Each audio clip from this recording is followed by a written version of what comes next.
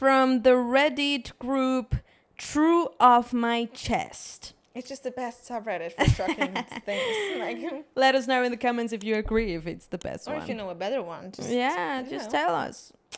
The title is My Husband's Ex-Girlfriend is Dying. Her last wish is to be with my husband. Ooh, okay. Could you say to someone dying from cancer, like, no? Like, I would be like, watch me. No. Watch me. No. No. Like, anyway. I'm so sorry you're dying. Like, but seriously. No. But this is my man. But I would be, seriously, if... Let's say you would come to me and being like, you're dying and your only wish is to sleep with my husband. I would be like... So seriously, like, either I would ask myself, was something going on between the two of you that this is your dying wish? Like, what happened between the two of you that this is so strong? Yeah. Like, I don't know. Yeah, like it would make you start like reflect about your friendship. Like, and be have you been together with me just because you wanted something with my? I know. Although this is the ex-girlfriend, so maybe they didn't have anything to do together. Yeah. But okay, true. But still, anyway. Okay, let's read. Okay, but still, what the hell? let's read what this OP detail, has actually, to say. I forgot it. So, first of all, I apologize if this is badly written. Oh, okay, I'll try to forgive you. Depends how badly written it is. English is not my first language, so please be kind. Vamos a ser buenas. We'll try to be nice. I mean, we know the struggles of having English as not our first language. So let's see. Yeah. As the title goes, my 30 female husband's ex-girlfriend, 33 female, was recently diagnosed with late-stage breast cancer, and her last wish is to be with my husband, 35 male. Okay, I think, let's clarify. I think she means that the OP is a 30-year-old female and the ex-girlfriend is a 33-year-old female. Okay, just to be clear. And now she goes on with my husband, like, let's call him Seb. I always find it funny when people try to find out like a cool name, like an anonymous name for the person. Like Seb, what type of person did you imagine when you heard? Well. When someone tells you his name Sebastian is Seb. would be like the cool guy, but calling him Seb would be like the nerdy, not so cool guy. Yeah. It gives me also that kind of vibes. Okay, so let's call him Seb. And his ex, Tanya, became best friends after their breakup a couple of years ago due to her infidelity. I am a big no person when it comes to being best friends after breaking up. Because, I mean, like, did you really love each other? If you can still continue a friendship with them, was it really that serious? Thinking about the fact that I married my ex. Mm-hmm. Yeah. So, probably true, yeah. They were together for 5 years. Needless to say, they remain in contact even before he met me. I would be lying if I say it never made me feel uncomfortable even once. Oh, even worse, if your new partner has an issue with it, then you should even more. Yeah. Like, no. It did, and it still does make me uncomfortable because Tanya is still in love with my husband. Like, bitch, stay away. Yeah. But anyway.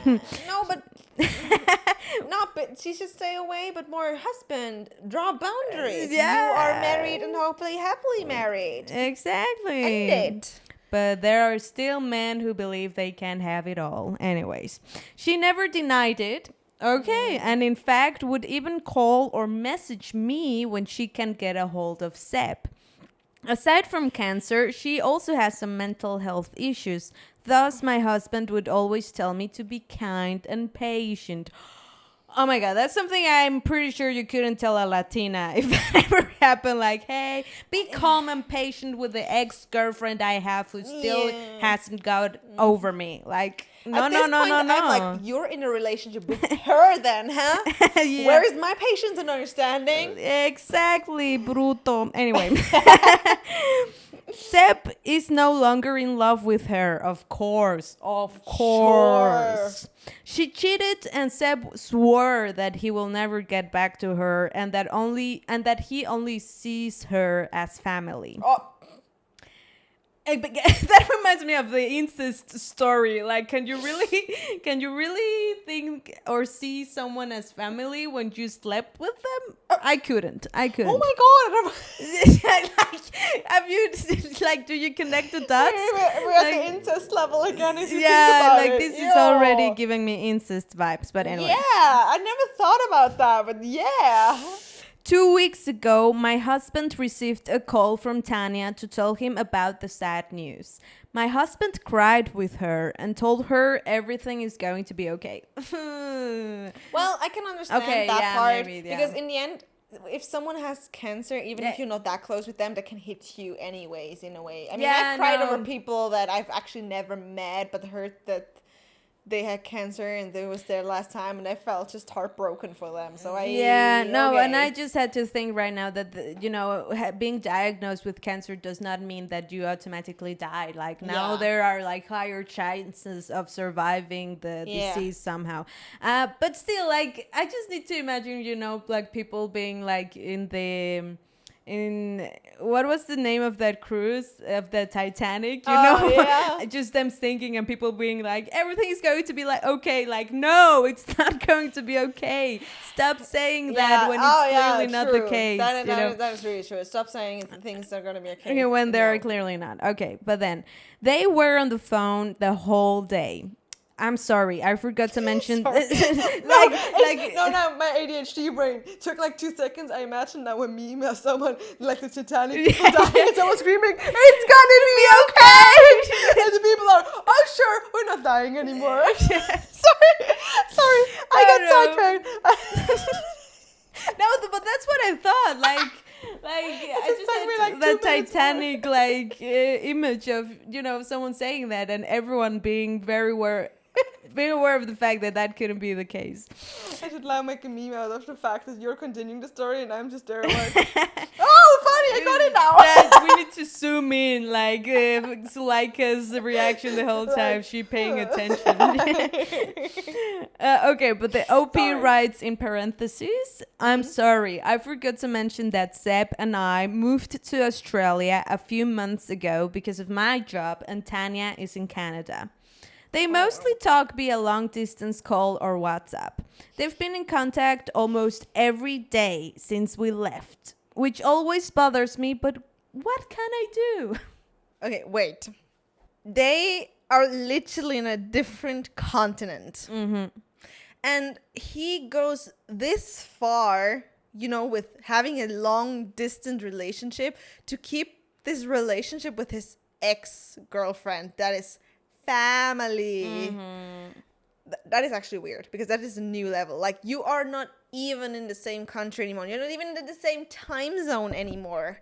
And you're going to that stretch. Wow, no, you do have feelings for her. I cannot now. But the fact that the OP just ask yourselves, what can I do? Well, you can tell him it's either her or me. Exactly. I wanted to say the same thing. I was like, honey, we're going to teach you something that we Latinos all know very well. Don't let anyone tell you that setting boundaries, deadlines, are bad, because they are actually really good, because we Latinos tend to get what we want. And being like, you know what? I am worth more. So you either get your ex or me, not both. So you decide, and you decide now. Mm-hmm. So you either cut it, or you stay with me, or stay with her. And if he chooses her, then you are better off. I can tell you that. Exactly. Like, we are the main characters of our own telenovela, and we are the ones getting more than one man. And not the other way around, okay? No, but seriously, stand your ground. What does you want to do? The fact that he's continuing this is also honestly because you are kind of allowing it. Exactly. That's what I wanted to say as well. Stop accepting it. Mm-hmm. Simple. after that call, my husband told me everything. Oh, okay. To be honest, I felt bad for her. Okay. Sorry. With everything, I thought he meant like all the cheating, but he actually meant all the like cancer thing. Okay. We went to the same place. It Already was like, making assumptions. Of Okay. course he did. To be honest, I felt bad for her and I genuinely feel sad. I asked him what's going to happen now. Sepp told me he's going back to Canada, which is a shock. He didn't told me that her last wish is to be with him. I didn't say anything except, what about me? Yeah, what about me, motherfucker? He said if I can't leave my job, then he's going to visit me whenever he gets the chance. The audacity to say that. I walked out without saying anything. Oh my God. Girl, that is a moment where you realize that your husband is in a relationship with the ex and not you, actually. She's the first priority and you're the second one. Definitely. I'm sorry to break it to you, but it is how it is. You're the second wife here. I've been avoiding my husband since the phone call and have been ignoring him whenever he tries to bring up the conversation. Yesterday, I found out he already bought a ticket and is flying back home in January. See, if there's one thing that is actually not helpful, is ignoring the situation. Now is the moment where you should be actually filing the divorce papers. Filing divorce, doing something, talking shit, making his life annoying, whatever. But not talking. He bought the tickets. Girly. You just like let him, going without any consequences. Do it. I feel like he's abandoning me. Oh, is he? He is. But at the same time, I feel that I'm selfish for hating both of them. I'm honestly thinking of getting a divorce because obviously he's choosing her over me. But at the same time, I thought of why my husband is so attached to her. Because he's in a relationship with her. No, but honestly, that's something. And maybe if you're a male listener, like if you're a man who has like testosterone and balls, can you explain us maybe why is it that a man would marry another woman, travel to another continent for her, like do all these kind of things that seem like, commitment evidence? Well, just to end up with another woman and having the other woman as the first priority. I can tell you why he's doing it. At least, I don't know about the general man, but I can tell you why he's doing it. Because of the fact how they broke up. They broke up because she cheated on him. So he felt like he's not good enough. But then he got a new one. And suddenly, for her, he was good enough. So he actually never let go of his feelings towards her. I think his hurt came from the fact that she needed someone else. He wasn't good enough for her, but now he's her hero. Now he gives her everything. And now he kind of hopes in his subconscious that she regrets the fact that he cheated on her because he in fact wasn't good enough. Oh probably males of psychology explaining. Yeah. Thank you for the psychology. But that is my guess, at least with this guy here. But you sound so right. Okay, thank you. So, I'm processing all the psychological dynamic that is going here, and but I think it's really that. It's I think you're pretty right. Yeah, his ego was hurt so much, and also he had obviously feelings for her. So. Oh my God, hombres, I swear. Always looking for a substitute instead of man up. No. Okay, but anyway. And he obviously married a wife now that is kind of he's perfect in her eyes. Even if he does dumb shit like that, she's still asking herself, am I in the wrong? And I get that. I get being that in that situation where you feel like, am I wrong? It feels wrong. But you're not. You are allowed to have a man that loves and prioritizes you as much as you do, vice versa. Yeah. I think that there's this general concept of, if the other person is disabled or has cancer or has a terminal disease of any kind, for some reason, even though they are assholes, they somehow need to feel like people need to be more on their side just I because think, of this people fact like that they are feel in like, disadvantage. But it's like as if rules were removed for them. yeah, and exactly. everything is okay. Yeah, like they could be Yeah. the meanest people, but because they are disabled or they've got a disease, you somehow need to feel more compassionate about with Yeah. them, or yeah. And That's just a thought. I do ask myself, like, it could be like a spiral thing. Mm-hmm. Like, what if people are so over compassionate that they act mean just to get a kind of a reaction of someone treating them normal? But people are like, but you're so poor, so I will allow it. Like, I can feel like this is almost also like a plot of some movies, probably. Yeah. But it could be for some, maybe, that they get like so That's true. Like oversensitized. They are fed up and they're like, I want to be treated normal. So like, if just I need to, break things. how many will do many it. buttons do you need to push until you act Yeah. normal? And some people just take too much. Okay, but then going on with the story. Sepp considered Tanya and her family like his own, as he doesn't have one. She's probably like a sister to him now. But Tanya doesn't feel the same. She's madly in love with my husband, and him granting her wish will surely make her think they still have a chance. My entire life. Didn't he just right now say that he considers her like a sister, so you want to sleep with your sister, basically? Again, incest vibes once again. My entire life, I've been putting other things first. No, sorry. My entire life, I've been putting others first. I've been very patient and understanding about their weird relationship. I feel sick and confused. I want to call her, yell at her for ruining my marriage, for trying to steal my husband from me. But then again, that's something I don't like about us women, that we automatically blame the woman when it's actually also the man who played a part. No, it's actually only the man. Yeah. Because honestly, like we always like end up as women, pulling each other's hairs when it was actually the man. It's who the started man. I mean, seriously, as much as you can hate the woman and think what she's doing is boundaries crossing, and we should have way more womanhood and girlhood and girl codes and things like that. But in the end, not she did a commitment to you. He committed to you. He promised you to be faithful and loyal and all those things. It was him. So if there's cheating involved, it is only the man's fault, because in the end, whatever happened, he broke his commitment. It's that simple.